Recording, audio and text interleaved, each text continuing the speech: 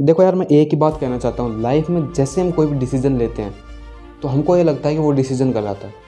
ये बात सबके साथ होती है, इट्स नेचुरल कि आप जो भी डिसीजन लोगे आपको तुरंत फील हो जाएगा कि ये डिसीजन मैंने गलत लिया है। जो भी डिसीजन लो सोच समझ के लो, और अगर ले लिया तो उस पर टिके रहो, ठीक है, चाहे वो गलत हो चाहे सही हो, क्योंकि कोई डिसीजन गलत नहीं होता, कोई भी डिसीजन सही नहीं होता। वो हमारे थिंकिंग और लोगों की सोच के द्वारा बनाया जाता है, गलत और सही। नमस्कार दोस्तों, मैं हूं आपका दोस्त और श्रेष्ठ। तो बेसिकली आज की वीडियो में आप सभी से बात करने वाले हैं नीट और बीएससी नर्सिंग की। तो इससे पहले आप लोगों ने और हमने लड़ाई करवाई थी आईआईटी नीट और बीएससी और बीएड और बीए। लेकिन आज की वीडियो में हम लड़ाई करवाने वाले हैं नीट और बीएससी की। तो आज हम बात करेंगे कि बीएससी नर्सिंग क्या होती है और नीट क्या होती है, और कौन सा पेमेंट ज़्यादा है, कौन सा पेमेंट कम है, सैलरी कम है ज़्यादा है, और कौन कौन सी पोस्टें होती हैं, उन्हीं के बारे में आज के हम इस वीडियो में बात करेंगे। तो सबसे पहले हम बात करेंगे नीट की। दोस्तों, नीट क्या होती है? नेशनल एंट्रेंस एलिजिबिलिटी टेस्ट, और इसको कंडक्ट करवाता है नेशनल टेस्टिंग एजेंसी एनटीए। लेकिन आजकल क्या मतलब 2022 से क्या ऐसा सुनने में आ रहा है, हालांकि होगा भी, आप कमेंट करके बता देना मेरे को, कि बीएससी नर्सिंग जो है वो भी अब नीट के अंडर ही आएगा। और हॉनर्स, या फिर मैंने एच अलग से लिख रखा है क्योंकि ये हॉनर्स आता है, BSc honours nursing. BSc nursing की फुल फॉर्म होती है bachelor of science nursing, bachelor of science in nursing. तो हम बात करेंगे बीएससी नर्सिंग की। तो बीएससी नर्सिंग में आज हम इस मामले में बात नहीं करेंगे कि आप बीएससी नर्सिंग करने के बाद में उससे पहले क्या होगा, उसके बाद क्या होगा। आज हम बात करेंगे सीधी डिप्लोमा मतलब ग्रेजुएशन के बाद में सीधा हम जॉब के बारे में, ठीक है। तो हम बात करते हैं बीएससी नर्सिंग के बाद में होता क्या है। तो बीएससी नर्सिंग के बाद में मोस्टली केसेस में यही होता है, सरकारी हॉस्पिटल और प्राइवेट हॉस्पिटल। ये मैंने निजी इसलिए लिखा है क्योंकि यहाँ पर अगर मैं प्राइवेट लिखता तो इधर चला जाता, ठीक है। तो हिंदी और इंग्लिश आप मैनेज कर लेना थोड़ा सा, क्योंकि आपका भाई मिक्स में है, ठीक है। मिक्स में मतलब हिंदी और इंग्लिश मिक्स कर रखी है। नर्सिंग असिस्टेंट, ये एक पोस्टें हैं जो मैं आप लोगों को कुछ पोस्टें हैं उसके बारे में इस एरिया में बताऊंगा। आप यहाँ पर नर्सिंग असिस्टेंट बन सकते हो, नर्स बन सकते हो। पहले जब मैं छोटा था ना तो ये सोचता था कि नर्स सिर्फ लड़कियाँ होती है। छोटा क्या, मैं अभी तक भी यही सोचता था। लेकिन जब मैं वीडियो से पहले रिसर्च कर रहा था थोड़ी सी, तो उस टाइम मैंने देखा कि यार नर्स आदमी भी होते हैं, ठीक है। तो नर्स बन सकते हो, पर आप पेशेंट को समझा सकते हो, उसको बता सकते हो कुछ। जूनियर साइकाट्रिक नर्स ये बन सकते हो। नर्सिंग एजुकेटर, लोगों को बता सकते हो नर्सिंग के बारे में। तो ये कुछ यहाँ पर गवर्नमेंट जॉब्स है, प्राइवेट जॉब्स हैं। इनमें गवर्नमेंट भी है और प्राइवेट पे मिक्स कर दी मैंने। पूरी जॉबों के बारे में नहीं बता रहा आपको, सिर्फ मोटी मोटी जॉबों के बारे में यहाँ पर मैं आप लोगों को बता रहा हूँ।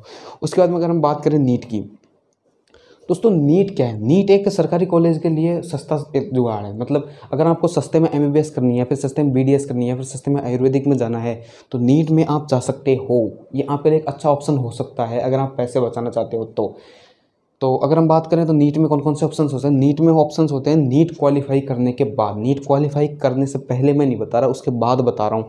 बीडीएस आयुर्वेद और एमबीबीएस।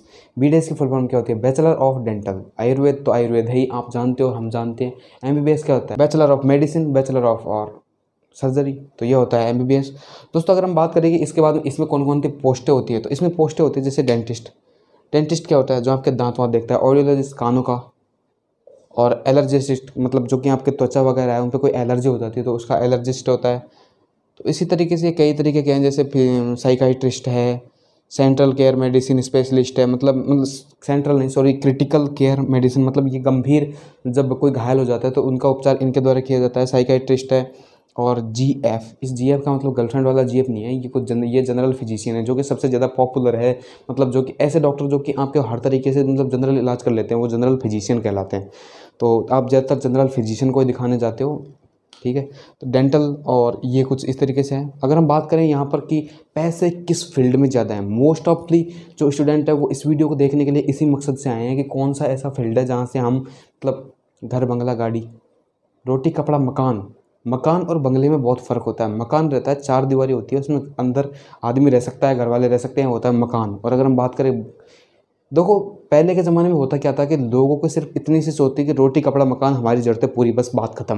लेकिन आजकल ऐसा नहीं होता। आजकल पता है क्या सीन चल रहा है, ट्रेंड चल रहा है कि बंगला, गाड़ी और बस, और क्या, बंगला, गाड़ी और थर्ड चीज़ तो आपको पता ही है, कहने की ज़रूरत है ही नहीं, ठीक है।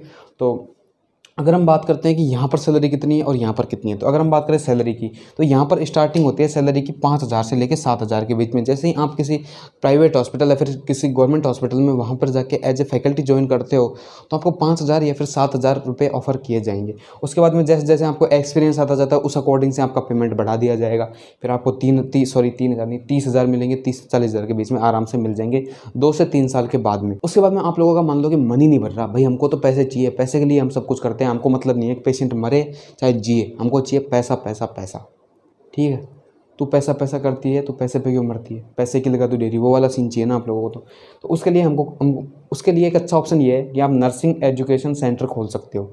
वहाँ पर आप लोगों को प्रिपेयर करोगे कि भाई किस तरीके से यहाँ पर जाना है, उनको बताओगे, उनको सिखाओगे, तो उसका एक सेंटर आप खोल सकते हो। इसमें आपको अच्छी खासी इनकम कर सकते हो और फिर आप उस गाने को चला सकते हो कि तू पैसा पैसा करती है, पैसे की लगा तू डेरी।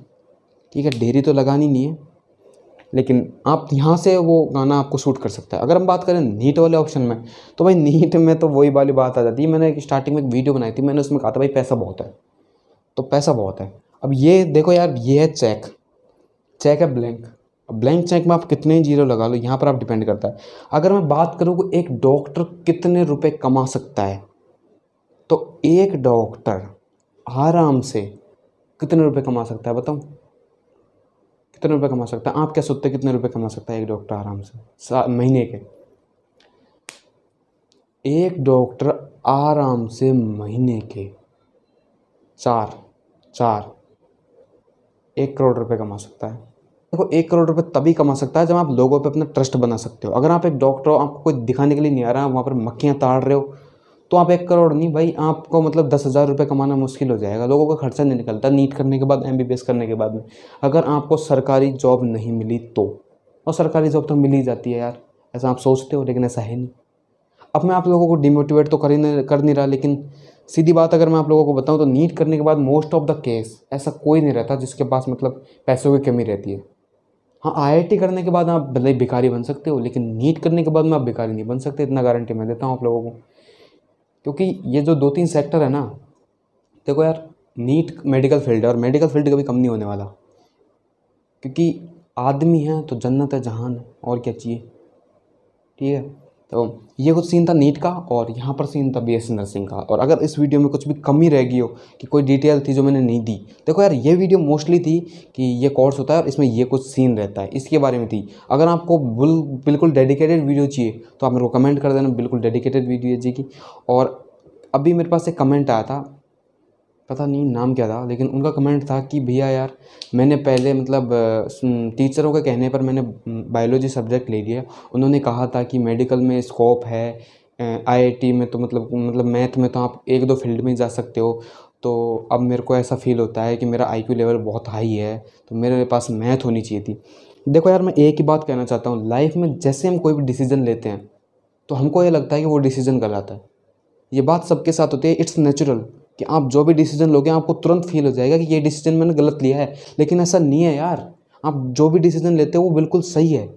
ऐसा मेरे साथ खुद के साथ कई बार हो चुका कि मैं डिसीजन लेता हूँ, मेरे को तुरंत फील होता है गलत है, लेकिन अगर आप उस डिसीजन को लेने के बाद में उस पर काम करते हो, उस पर वर्क करते हो और उसमें नए नए आइडियाज़ इंप्लीमेंट करते हो, तो आप सक्सेस हो जाओगे। और ये चीज़ आपको 2 से 3 साल बाद ऑटोमेटिक फील हो जाएगी कि यार अच्छा हुआ मैंने ये करियर चेंज नहीं करा। सपोज करो कि आपने बायोलॉजी ले ली, आपको मैथ अच्छी लगती थी लेकिन आपने बायोलॉजी ले ली, तो उसके बाद होगा क्या? आपने बायोलॉजी ले ली, आप BSc कर रहे हो, BSc करने के बाद फिर आप नीट कर रहे हो। नीट में सपोज करो आपका सिलेक्शन हो जाता है। अगर आपका सिलेक्शन हो जाता है तो 2 से 3 साल के बाद में आप MBBS में सेलेक्ट होकर एक डॉक्टर बन जाते हो। और आपका कोई दोस्त है जिसने मैथ ली है, और भगवान ना करे लेकिन ऐसा हो, वो फेल हो गया, मतलब वो फेलियर का सामना कर रहा है, तो आपको क्या पता है क्या फील होगा कि यार मैथ तो मेरी भी अच्छी थी, लेकिन जो था अच्छा हुआ मैंने एक डिसीजन लिया, चाहे वो डिसीजन गलत ही हो, लेकिन उस टाइम पता है आपको क्या लगेगा? यार मेरा IQ लेवल हाई था। अब आप लोगों को भले ही ये लग रहा हो कि मेरा IQ लेवल हाई है मैथ के लिए, लेकिन IQ लेवल आप बायोलॉजी में भी डेवलप कर सकते हो, बशर्ते आप एक प्रॉपर वे में काम करो। और मैं तो बस इतना ही कहना चाहूँगा कि यार जो भी डिसीज़न लो सोच समझ के लो, और अगर ले लिया तो उस पर टिके रहो। ठीक है, चाहे वो गलत हो चाहे सही हो, क्योंकि कोई डिसीज़न गलत नहीं होता, कोई भी डिसीज़न सही नहीं होता, वो हमारे थिंकिंग और लोगों की सोच के द्वारा बनाया जाता है, गलत और सही। ठीक है, तो दोस्तों वीडियो अगर अच्छी लगी हो तो प्लीज़ यार चैनल को जरूर सब्सक्राइब कर लेना और मिलते हैं इसके नेक्स्ट वीडियो में। तब तक के लिए जय हिंद, जय भारत और वंदे मातरम।